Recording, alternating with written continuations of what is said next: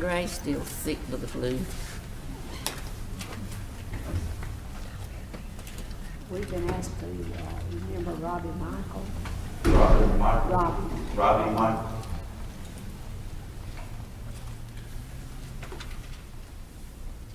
Aragonas are still under the weather. Billy Martin got a good report, but he's having surgery February 19th.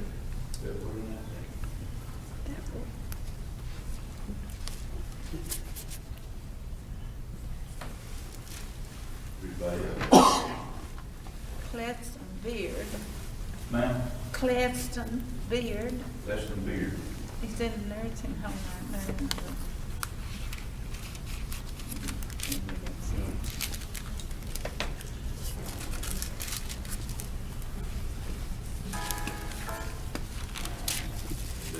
All right, if you would bow with me, please. Most gracious Heavenly Father, as we come before you to study your word, just, Father, be with us and help it to prick our hearts and prick our minds that we may be better Christians and better people from it. Father, we have many of our number that is sick, that's going through difficult times, that have surgery scheduled to come. We ask that you be with them and comfort them as only you can. Father, we thank you so much for your Son, whom you sent to die on the cross that we might have forgiveness of our sins. It's through his precious name we pray. Amen. Okay, Proverbs chapter 6. If you're not there, I'll give you time to find your way there. I've got 3 pieces of material I'm looking at tonight. I'm going to try my best not to get confused while I'm up here doing this. So if I pause and it looks like I'm lost, I probably am. So just give me a little time to get things back in line. I don't know if any of you had read ahead or studied ahead, or it's been a while since you read Proverbs chapter 6, but it was pretty interesting.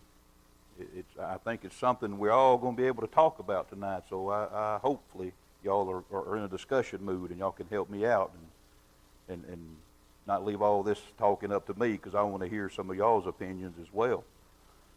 But there in Proverbs chapter 6, the first 5 chapters, does anyone know what surety means? I did, and I had to look that up.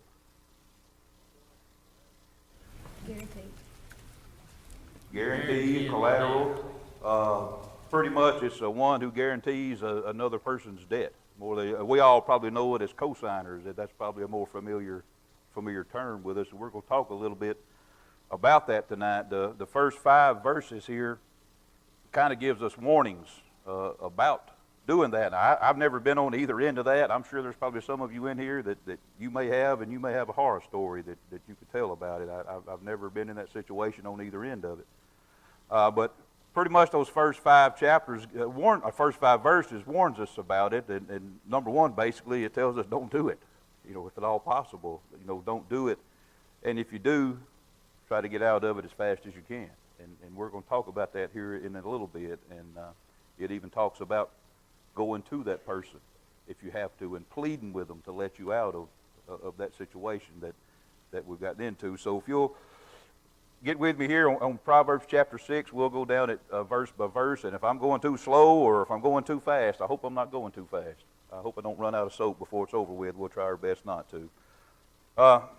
Verse 1 says, "My son, if you have put up security for your neighbor, if you have struck hands in pledge for another," and basically what that means is if you've put security up for someone else's loan, if you've co-signed for something for whatever reason that may be, or for whatever it may be, that's just say that you're responsible for this note or this other person has made. The foolishness here is making oneself responsible for another's debt and pledging to pay it if that person defaults on that debt. On to verse 2, it says, "If you have been trapped by what you said, ensnared by the words of your mouth." Now, tell me how you could wind up entrapped.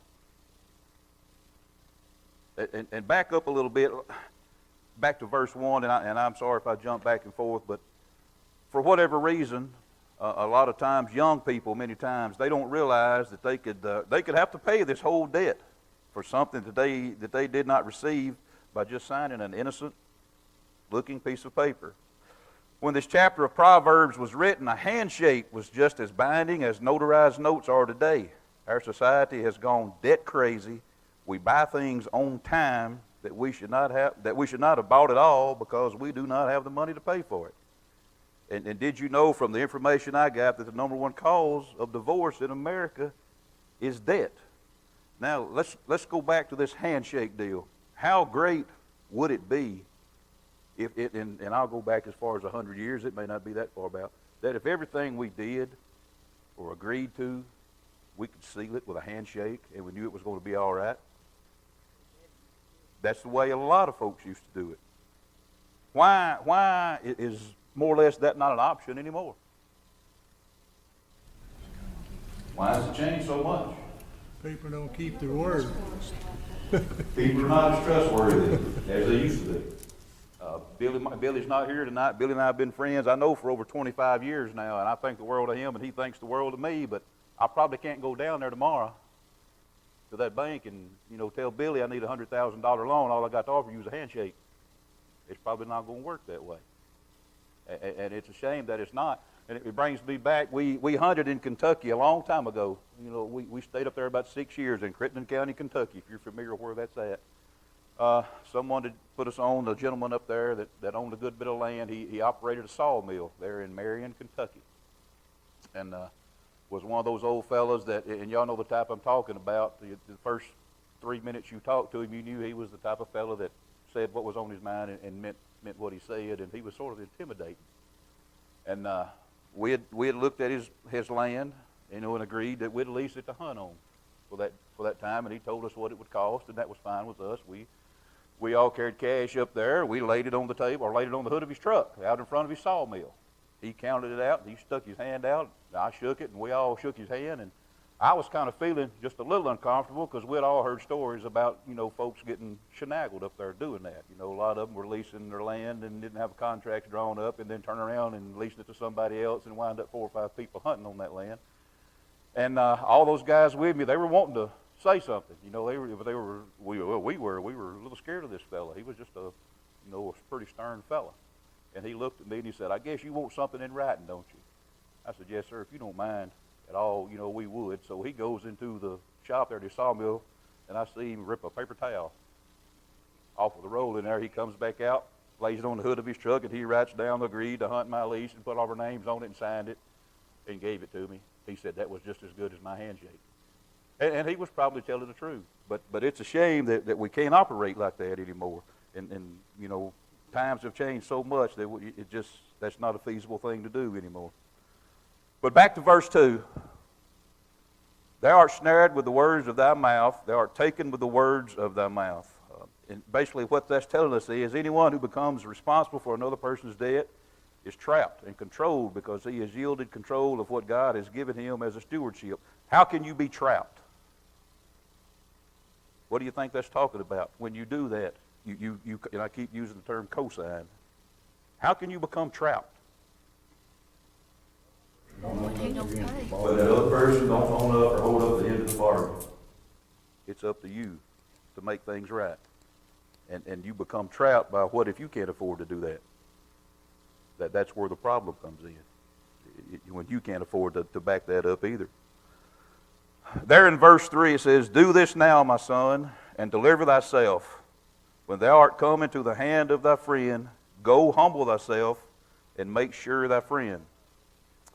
This is very good advice given in these next 3 verses, 3 through 5, to get off the note. The situation is so serious that it's imperative to take control of one's own God-given resources and get out of such an intolerable arrangement immediately. Deliver yourself before becoming to poverty or slavery. Now, how in the world could that happen? How could you become into poverty if you didn't get yourself out of that? You could lose everything you've got. You could lose everything you got. So if you sit here and think about this, and please, if you've been in this situation, don't be offended by it, but I can't imagine getting yourself in a situation. And we're going to talk about that a little later down, how all of that occurs. But, I could imagine going out on a limb and doing that from someone, and they leave you holding a bag. I don't know how I would react to that. But on down in verses 4 and 5, Give not to sleep to thine eyes, nor slumber to thine eyelids. Deliver thyself as a roe from the hand of the hunter, and as a bird from the hand of the fowler. And what this is saying is, don't even wait until tomorrow. Go today and beg your friend to let you off of this note. Just as a deer escapes from the hunter, or a bird from a net, you will be free and not responsible for someone else's note. What we're seeing in these parables are just good rules for living successful business lives. These parables are to help us prosper in all that we do. Now, backing up, to go back over these first 5 verses, let's talk a little bit about, and we have some as we go along the way, how does this occur? How would this situation occur? What might be situations that causes us to agree to something like this? Family. And I've been told, I don't know, but that's the worst folk owe money to. I don't know if that's true or not. Could it be you're just eager to help? Could you get so caught up that you're eager to help someone, and maybe you're I won't say not thinking straight, but just you may feel sorry for them, or you're just wanting to help them out. I did have an opportunity a long time ago to get involved in this, and I wasn't up to snuff on it or not. It wasn't 2 or 3 years after I started teaching and coaching. Had a young man played ball for me, was a good kid when he was in school, good ball player, got offers to small colleges to play basketball, wasn't interested in it. He just wanted to graduate and get out and go to work. And he's a good man today. But a year or two after he graduated, he called me at home one night. And he said, Coach Swinney, he said, I was just wondering if you'd help me out. And what was the first thing out of my mouth? Sure. What you got? Anything you need? He said, I need you to co-sign for me on a truck. And I thought, oh. And this was at a time that I hadn't been teaching but 2 or 3 years, and Melanie and I were still, we were in the process of building a house, so summertime we were eating mayonnaise and tomato sandwiches. Wintertime it was just mayonnaise and bread. We were struggling to get by. And in my heart, I wanted to help him so bad. But I knew if I did, and I felt at the time that it wouldn't have been a problem. He's going to take care of it, but I had to tell him no. But I came that close to getting myself in that situation. Would I wound up in there? I don't know. But it was simply because I knew he was a good kid, and I was just wanting to help him. But we've got to set limits on how far we can go according to our situation.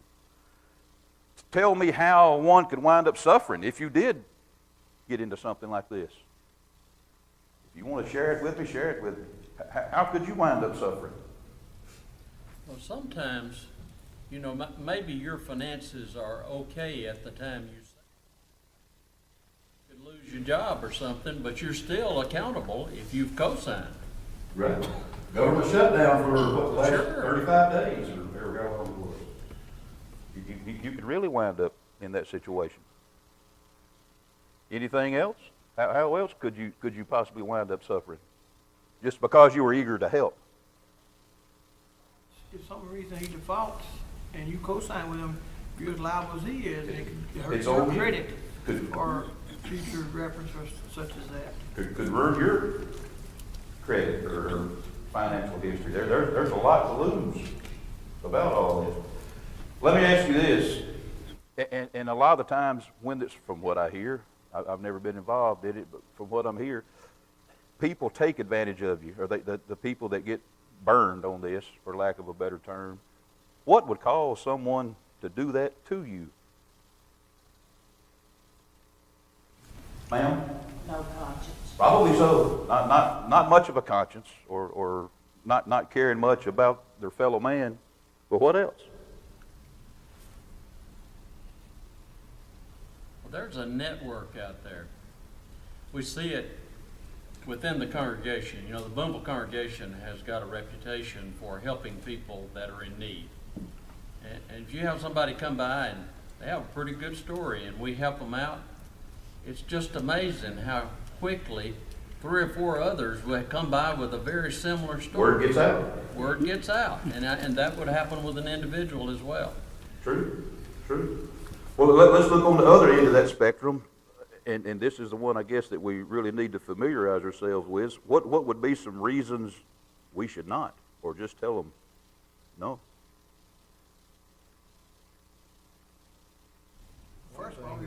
this they're do gonna do help. with the money, and what are they doing with what money they have, and why do they not have any money? Few questions should be asked. Yeah, a lot of questions should be asked. We could be buying something that are helping them that they don't really need, Something that would not be good for or something that would not be good for them. That's true.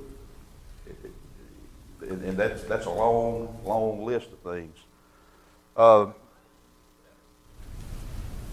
If they needed a coat, just to buy them a coat. Right, and we're gonna talk about that here in just a little bit.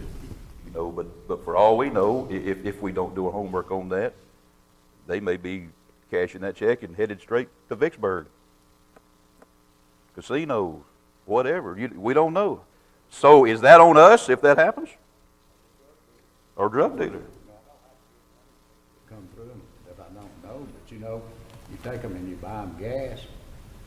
Are they taking the money, their gas money, and buying drugs or going to the casino or something else? But you know, it's hard to do what's right, you know, because if people want to beat the system, they're going to do it one way or the other. Somebody look up quickly Matthew chapter 5, verse 42, if you don't mind. Matthew 5:42. And read out loud what that says. Give to him that asketh thee, and from him that will borrow of thee, turn not away. Turn not away. Okay. Now, did everybody hear that? Give to thee what ask, I don't know exactly how, what ask of thee, and lend or loan to those that ask to borrow, in other words, so to speak. And Brother Jim, you may have to help me out with this. How is that different? Well, there's a real difference between somebody borrowing from you or you going with somebody and borrowing from somebody else. Let me give you an example of what's kind of going on now. I had one of my bus drivers. He came to me, I don't know, before we got out for Christmas break. I had a group of parents, and this is going to fall into the next topic we're going to talk about here in a little bit. But had a group of parents that were coming out every morning when he was stopping and picking their kid up, asking him for $20, $25. They needed to pay their water bill, their gas bill, and power bill, and all kind of stuff. Now, this went on for about 2 months before he ever mentioned this to me. He was giving them, I think he told me wound up giving them over $400. Over $400. And I knew the parents, and he come in there, you know, asking, telling me about that. I said, do not give them another dime. And I'm not ugly when I do that. I said, if you want to help them, tell them to give you that power bill, give you that water bill, bring it to us. We'll take care of it. He told them that. And guess what? We never saw a power bill or a water bill. They never were out there on the bus again waiting on him. People will take advantage of you.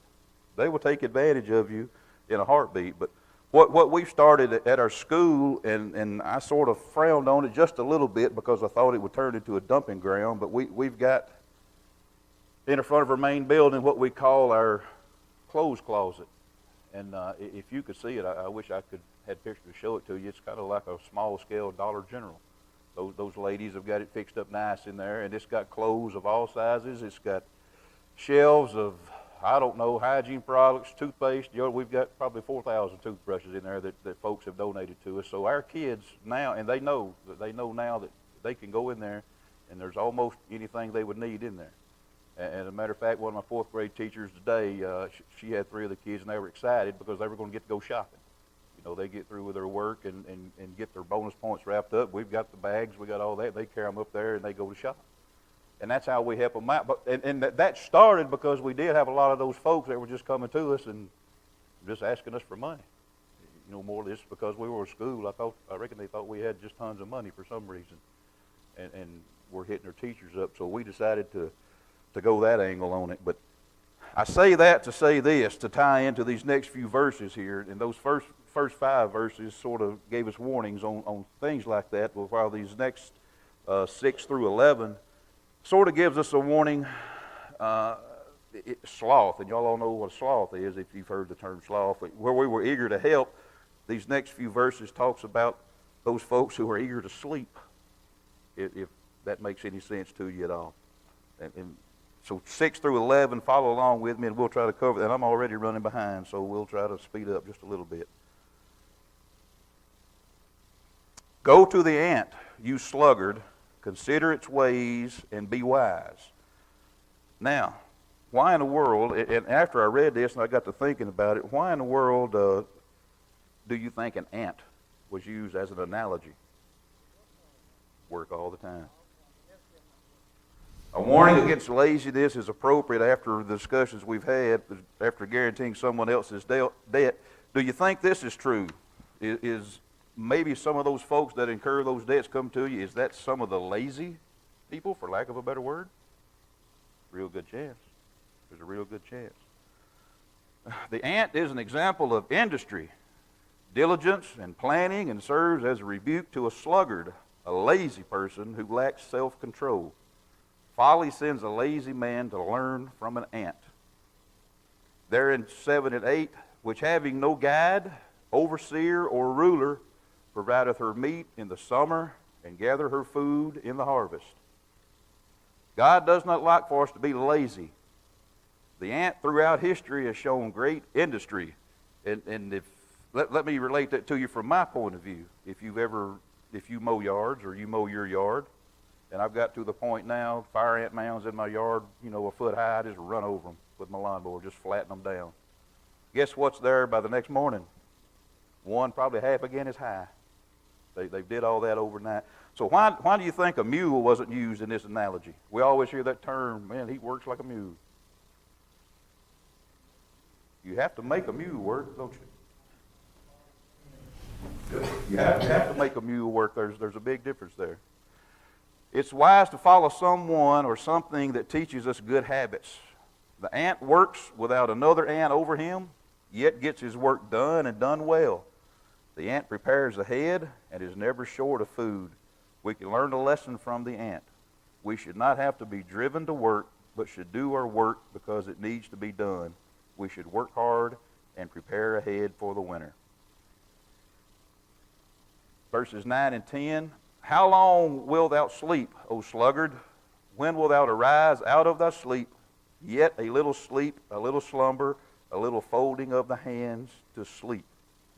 Now, is there really someone out there that falls under that category? I'm afraid there's a bunch of them out there that fall into that category for whatever reason.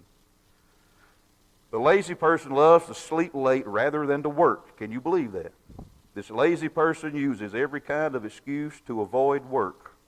He says, I have to sleep a little. I do not have time to work right now.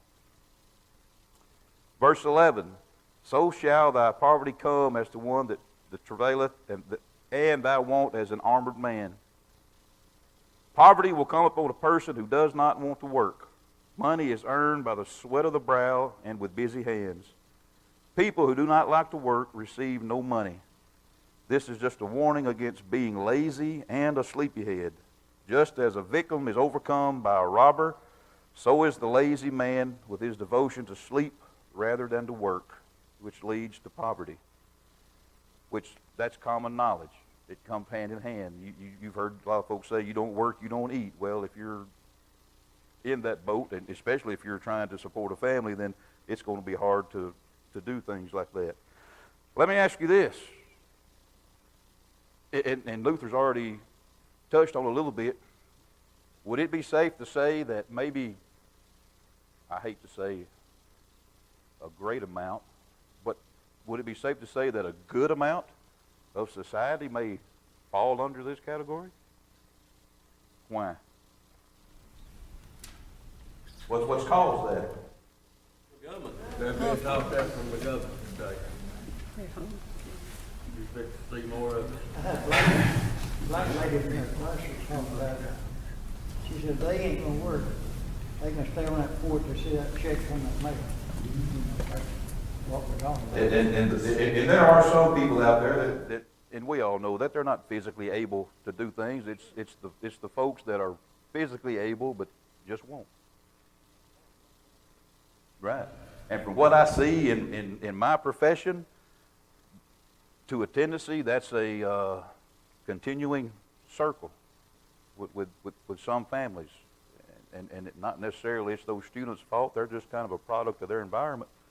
That's what they know. Let me tell you about and Well, I'll just tell you, the conversation I've got to have, to give you an example of laziness, okay? Conversation I've got to have in the morning when I get into my office is with a junior high student, okay? He's so lazy, he won't even take a bath. Can you believe that out of a 14-year-old? Now, don't think that I've jumped to conclusions or making assumptions. I've already checked into everything. He's got other siblings there, and I've talked to folks. They've got water, they've got soap, they've got everything you need. Talked to his older brother, and he just said, he just won't take one. And this come about one day last week, he and the two other boys had gotten in a little trouble, and I had them in my office. And as soon as they got in there, it was bad. Didn't know which one of them it was. And when they left, it wasn't much later. I had a couple of teachers come to me, and we'll call him Jethro because I don't have anybody named Jethro at Wheeler. You're going to have to talk to Jethro. We can't have class. Then I had 6 or 7 students come by and tell me the same thing, and so I called Jethro in there, and I said, "Oh, are you taking a bath?" "Huh?" "Why not?" "I don't want to." And according to his older brother, as soon as he gets home, what do you think he does every day? Gets on that video game. I thought I'd never forget the name of it. Fortnite. I'm so tired of hearing Fortnite. And plays it till midnight, 1 o'clock in the morning every night. He's so into that game he won't even take a shower. And I'm telling you, this kid smells. He just stinks. That's just all they are to it. And he's disrupting school. He's 14 years old. I agree with you. And I told his mother that when I talked to her, but you know the answer I got? I can't do anything with him. And guess what she does for a living, JT? She don't work. So guess what I'm going to do? I'm going to send him home for about 5 days and let her smell him for a week or so. Maybe her mind will change. But it is. I mean, and that's ridiculous. But people tend to be or are that lazy. Let me ask you this: is laziness the parent of poverty? Does that go hand in hand? Pretty much. Pretty much. Let me ask y'all this: do you think? And we'll use my generation and younger. That's around. I'll be 50 for long, so I'm almost there. And y'all not going to hurt my feelings at all. Do you think my generation is harder workers as some of you folks that are older than that generation? I don't either. Why is that? How come y'all had to work hard all your life? And most of us didn't have to. Our generation had this, your generation. Like Luther was talking about there, he grew up plowing a mule as I did, and people today, even if they work on the farm, they've got a tractor. So they don't have to, do hard physical work, as hard physical work as other generation has. We had a whole keep the pasture clean, and they played a good. Yeah, I told you the last time I was up here, my experience with picking cotton. The only one I ever picked them out after the bottle. And that's the truth. There's no doubt about that.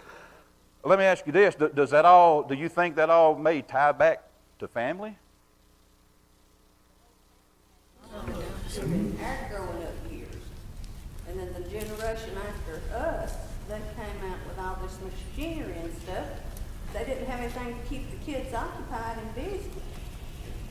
Well, let me ask you this, and I hope somebody hits the same note I did on this. Can you think, and we'll use the term group, can you think of any group of people that things are kind of still that way? The older folks, the adults, the kids, they all work. None of them are lazy. I use that term. Amish. Mennonites. Now, we all don't necessarily agree with their viewpoint on a lot of things, but how many of you agree to a certain extent their way of living? Do you think, even though the physical part of it may be a little harder than what we're used to, the rest of it is probably a lot better? If I loaded my 3 boys up and carried them up there to Kentucky. They've got a little Amish community in Kentucky. If I carried my 3 boys up there and dropped them out for a week, they'd be gone within 24 hours probably. But that part of it, those folks have kind of held on to what was important to them, and you know why it's gotten away from everybody else, I don't know. But I call them survivors because I think they will be. But I've always respected their work ethic and their family values and things such as that. And we're fixing to run out of time, and I'm not even anywhere close to being through. Moving on down to verses 12 and 19. How many of you, I know you have heard the word scoundrel. My grandmother called me that on many occasions, and after I read through some of these verses on actually what that means, it sort of hurt my feelings a little bit. I don't think she actually knew what it meant, but that was just a term that everybody used. Verse 12, a scoundrel and villain who goes about with a corrupt mouth, who winks with his eye, signals with his feet, and motions with his fingers, who plots evil with deceit in his heart. He always stirs up dissension, therefore disaster will overtake him in an instant. He will suddenly be destroyed without remedy. There are 6 things the Lord hates, 7 that are detestable to him: haughty eyes, a lying tongue, hands that shed innocent blood, a heart that devises wicked schemes, feet that are quick to rush into evil, a false witness who pours out lies, and a man who stirs up dissension among brothers. And I had a lot more things I wanted to talk about on that, but let's skip right quick to my notes, and let me ask y'all this. Out of those 7 that was listed, we just talked about just then, the haughty eyes and on down the line there, which one of those would you have expected maybe not to be on that list? That to God it's an abomination. It's just as bad as anything else. Anybody have any particular one that you thought might not have been on there? What about feet?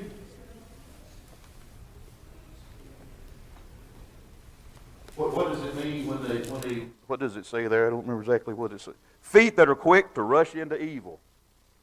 What's that talking about? Anybody know? That person that's always looking to get into something, finding trouble no matter where it's at. And there's probably a lot of those folks out there, everywhere. What do haughty eyes mean? Or what do they tell about the person's heart? What are haughty eyes? Somebody put it in some other terms that I can't explain, I guess. What does that mean? Is that kind of a, Brother Jim, you help me out, kind of an arrogant person, someone that's full of themselves, more or less? Proud look. If a person's self-centered, there's really no way God can be number one in their life. And Melanie, we were talking before we came up here tonight, she was talking about selfies. I'm nearly 50 years old. I've never taken a selfie in my life, believe that or not. But you know, they're everywhere. Folks take it, they want everybody to see what they're doing. I don't know if that's exactly what this is talking about or not, but we're out of time. What we're going to do next week is we'll come back and I'm going to try to finish up this chapter 6 and cover a good bit of chapter 7, hopefully. If we can get that done, then Brother Guy will be there the week after that. I meant to get a lot further than what we did tonight, but we'll pick up where we left off. Thank you.